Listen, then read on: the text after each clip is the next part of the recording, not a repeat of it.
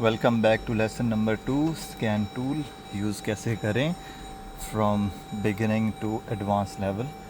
तो कुछ भाइयों का कुछ ऐसे कमेंट्स थे कि वीडियो रिज़ल्ट सही नहीं है। वीडियो रिज़ल्ट अच्छा है, बस इशू ये है कि मैं बार बात करते हुए फोकस नहीं रख सकता हूँ स्कैनर पर, तो ये मसला है।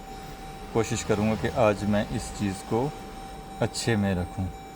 अच्छा, आज की ये गाड़ी भी अलग है, स्कैन टूल सेम है। मैं कोशिश करूँगा मिक्स स्कैन टूल और मिक्स गाड़ियों के साथ आपको आगे लेकर चलूँ ताकि आपको चीज़ों की समझ आती रहे। ठीक है। अच्छा, कल हमने गाड़ी सिलेक्ट कैसे करनी है मैनुअली सब चीज़ें सीखी थी। आज हम सबसे पहले इस एक फंक्शन को एक्सप्लोर करेंगे। ये सिर्फ़ और सिर्फ इंजन के लिए होता है, इसमें और कुछ भी नहीं होता। तो इसमें क्या है कि सब चीज़ें ऐड की हुई होती हैं कंपनी ने। मतलब चाहे आपकी गाड़ी किसी ओल्ड सिस्टम से चलती है, मैं आपको अगर प्रोटोकॉल दिखा सकूं, ये देखिए कैन वाला आ गया। ठीक है, अभी ये पूरे के पूरे प्रोटोकॉल खुद ब खुद चेक करेगा कि हमारी गाड़ी किस के साथ मैच होती है। 12-13 हैं टोटली, तो उसी के साथ वो इसको खुद ही, लेकिन ये सिर्फ इंजन के लिए होता है। ठीक है, हमारा कैन वाला ही है। तो इसमें आपके जो इंजन के कोड हैं, ये देखिए इसमें सारे के सारे प्रोटोकॉल दिखाएगा। PWM, OBD, कैन है, VPW। ठीक है, उसके बाद ये काफ़ी पुराने सिस्टम हैं, KWP। ठीक है, तो अब ये सारे के सारे आपको दिखाएगा। अगर आप ऑटो में जाएंगे तो ये ख़ुद ब खुद अपने तरीके से गाड़ी आपकी सेलेक्ट कर लेगा। और उसके बाद लेकिन इसका यही है कि ये सिर्फ़ और सिर्फ इंजन के लिए काम करता है। अगर आपकी बाकी कोई और चीज़ आप चेक करना चाहते हैं तो वो आप यहाँ से चेक नहीं कर पाएंगे, लेकिन इसमें बाकी की सब चीज़ें दिखा देता है। मैं ये देखिए DTC देख सकते हैं, आपकी रीडनेस आ गई, लाइव डाटा आ गया, ऑन बोर्ड मोनीटर। ठीक है, ये बेसिकली कुछ सेंसर जैसे ऑक्सीजन सेंसर है उनके लिए, व्हीकल स्टेटस, व्हीकल इन्फॉर्मेशन। तो वो एक्टिव टेस्ट भी है जिसको कंपोनेंट टेस्ट लिखा हुआ है। देखते हैं इसमें कोई कोड है कि नहीं, मुझे नहीं पता अभी तक क्योंकि ये गाड़ी स्कैन नहीं हुई। ठीक है, engine oil pressure too low. Okay जी, इसको ठीक है। मैं कल भी आपसे एक सवाल पूछा था, आज भी पूछता हूँ कि ये किस चीज़ का कोड है। ये गाड़ी है ग्रैंड चुरुकी 2014-15 का मॉडल है आई थॉट। तो ये किस चीज़ का है, परमानेंट है, ठीक है, ये आप बताएं कि ये किस चीज़ का है। ये सब चीज़ें हम कवर करेंगे लेकिन जब स्पेसिफिकली हम फॉल्ट कोड की वीडियोस में जाएंगे। अच्छा, अब ये कल रह गया था तो ये अब कवर हो गया। अब नेक्स्ट चलते हैं हम। मैं यहाँ पे जीप सेलेक्ट करता हूँ और इसके बाकी के जो फीचर्स हैं उनके अंदर एंटर करते हैं। कल हम फॉल्ट कोड की तरफ गए थे, तो आज हम automatic selection, read fault code. मैं ये सारा हो सकता है इसको फास्ट फॉरवर्ड कर दूं ताकि क्योंकि ये चीज़ें आपको ऑलरेडी पता हैं, तो आपका यहाँ पे टाइम वेस्ट ना हो।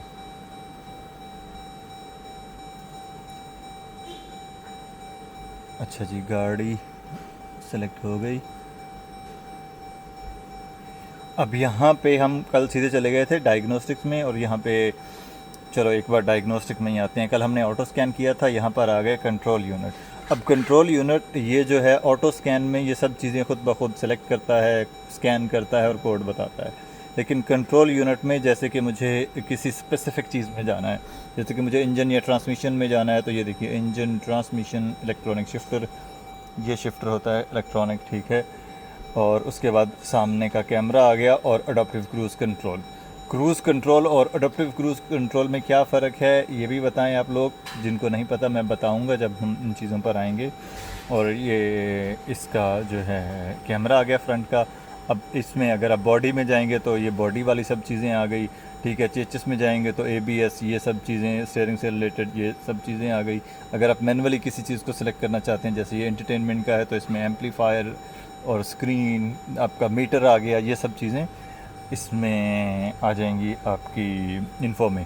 ठीक है, तो इसका काम ये है बेसिकली। अगर आप जैसे कि मुझे सिर्फ इंजन को स्कैन करना है या किसी ABS को स्कैन करना है तो मैं सीधा आके यहाँ से ABS को सिलेक्ट कर सकता हूँ, तो इससे आपका टाइम सेव हो जाएगा। ठीक है, अब इससे बैक जाएंगे हम। कंट्रोल यूनिट हमने जाना है हॉट फंक्शंस में। ये देखिए यहाँ पर जब आप आएंगे diagnostics, hot functions, all advance function.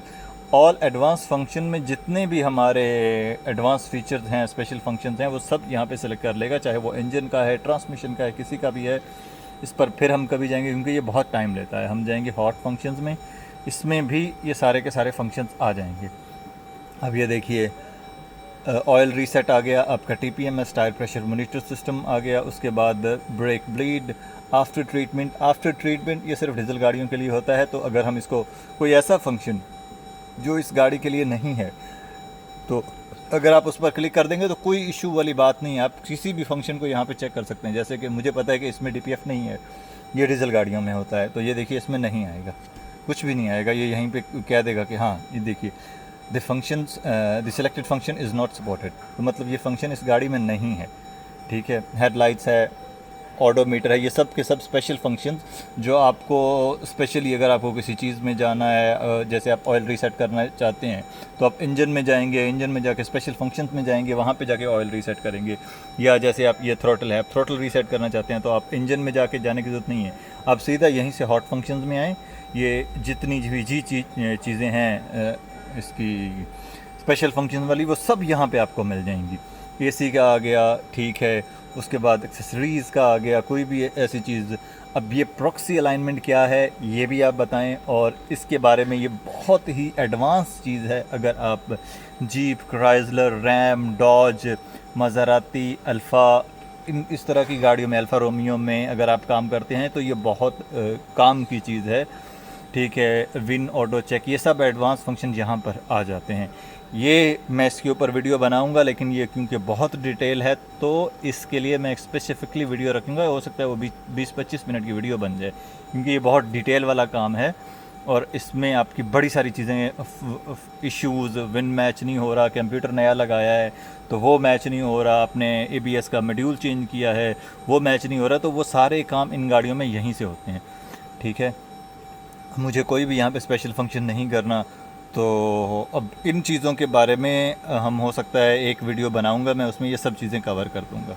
अब ये चीज़ें आपकी आ गई, अब क्या है कि हमें इंजन में भी नहीं जाना, हमें कोई गाड़ी को सेलेक्ट ही नहीं करना कि यार एक बंदा आया है हमारे पास, ठीक है, एक कस्टमर आया, वो कहता है यार मुझे थ्रोटल जो है वो रीसेट कर दो, मेरी मैंने साफ़ कर ली है, या मेरी थ्रोटल का मसला आ रहा है, या ऑयल रीसेट करना है, या कोई भी काम जो कि सिर्फ स्पेशल फंक्शंस में आता है। तो आप यहाँ पे जीप सेलेक्ट करें या आपकी जो भी गाड़ी है, कोई भी गाड़ी जो आप सेलेक्ट करें, उसके बाद आप इंजन में जाएं, स्पेशल फंक्शंस में जाएं। उसके अलावा इसका और भी शॉर्टकट है, उसके लिए आपको रहना है होम स्क्रीन पर। इस तरह की स्क्रीन आपको दिखेगी, ठीक है, ये मेन इसकी स्क्रीन।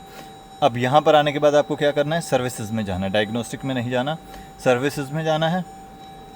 ओके, अभी ये सेलेक्ट हो जाए। अब सर्विसेज में आपको क्या करना है, ऑयल रीसेट करना है, ये ऑयल रीसेट। अब यहाँ पे ये आपकी गाड़ी सेलेक्ट कराएगा, लेट्स सपोज मेरी कोई भी है, रैम है, तो मैं रैम सेलेक्ट करूँगा।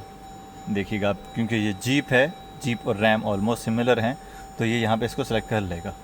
ठीक है, अब आपको क्या करना है, ऑटोमेटिक सिलेक्शन गाड़ी सेलेक्ट हो जाएगी। अब ये स्पेसिफिकली आपको जाके, मतलब वो स्पेशल फंक्शंस में जाके आपको ढूंढने की ज़रूरत ही नहीं है, आप सीधा यहाँ पे ऑयल रीसेट में जाके आप इसका ऑयल रीसेट कर सकते हैं। देखिए इसने सेलेक्ट कर ली, ग्रैंड शुरू की। ठीक है, अगर आपकी गाड़ी सेम रहेगी तो ये सेलेक्ट कर लेगा। अब यहाँ पे अगर आप, जैसे ये हॉट फंक्शंस आ गए, ठीक है, अब डायग्नोस्टिक में जाते तो ये सीधा इंजन में चला जाता था। अब इसमें हम आएंगे तो ये आगे ऑयल रीसेट और बाकी के सारे हॉट फंक्शंस भी निकाल देगा सर्विसेज में आकर भी। कुछ गाड़ियों में सिर्फ वही फंक्शन सेलेक्ट करता है, जैसे कि हमने ऑयल रीसेट को सेलेक्ट किया था, और कुछ गाड़ियों में ये सारे के सारे हॉट फंक्शन सेलेक्ट करता है। हो सकता है रिजेक्ट करे क्योंकि मैंने गाड़ी रैम सेलेक्ट की थी, मे नॉट बी, देखते हैं क्या होता है।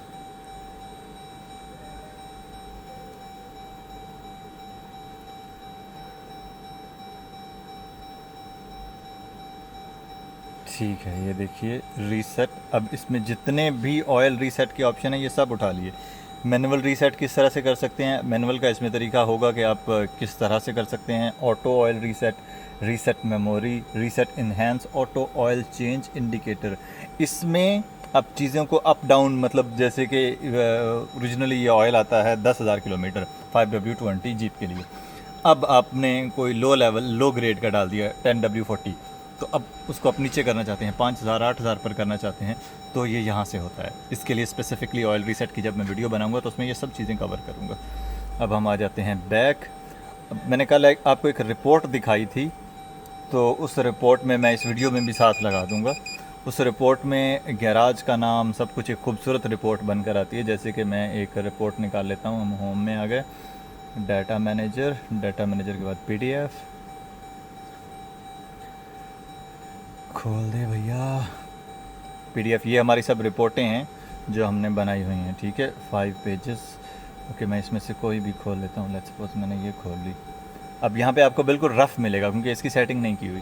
जैसे कि यहाँ पे शॉप नेम नहीं है, टेलीफोन नहीं है, ईमेल एड्रेस कुछ भी नहीं है, टेक्नीशियन कुछ भी, यहाँ पे अभी होटल लिखा हुआ है, हमारा लोगो नहीं है, कुछ भी नहीं आ रहा, यहाँ पे भी कुछ भी नहीं है।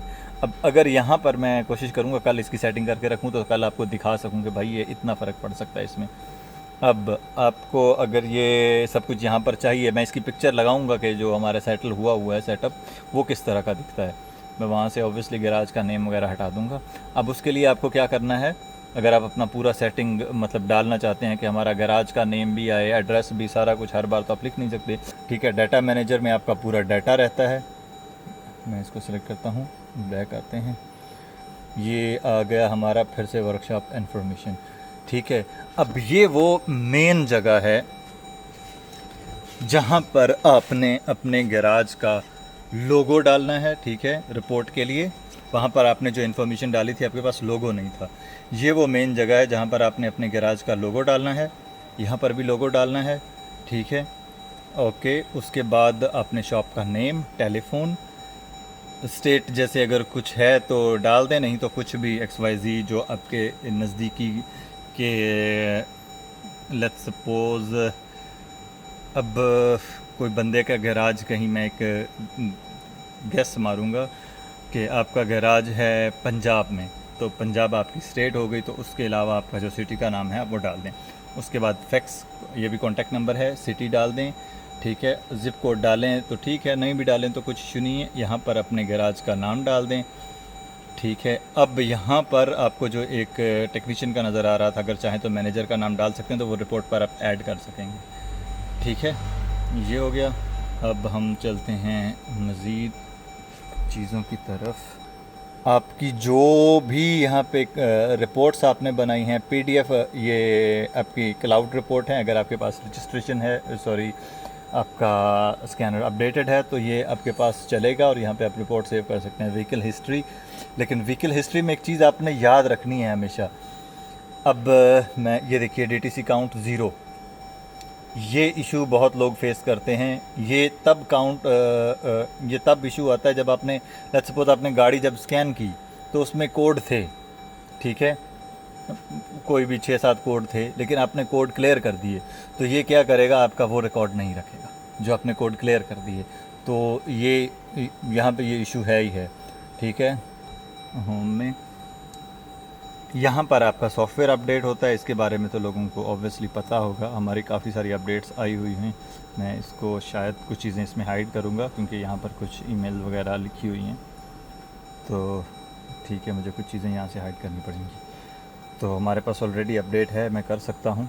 यहाँ से आपका पूरा का पूरा सेटअप अपडेट होता है। ये सपोर्ट का है, अगर आपको कोई भी इशू आ जाए तो आप यहाँ से सपोर्ट ले सकते हैं कंपनी से, ठीक है। इसका ये काम है। बाकी ये आपकी सेटिंग आ गई। कल हम यहीं से इसको कंटिन्यू करेंगे और कल से हम प्रॉपरली सिर्फ़ और सिर्फ गाड़ियों पर फोकस करेंगे। आज मैं सिर्फ आपको स्कैनर के बारे में बता रहा था। कल हम इसकी कोड रीडिंग की तरफ जाएंगे और उसके बाद लाइव डाटा, एक्टिव टेस्ट, उन सब चीज़ों पर फिर परसों से हम जाना स्टार्ट कर देंगे। ओके जी, मिलते हैं कल।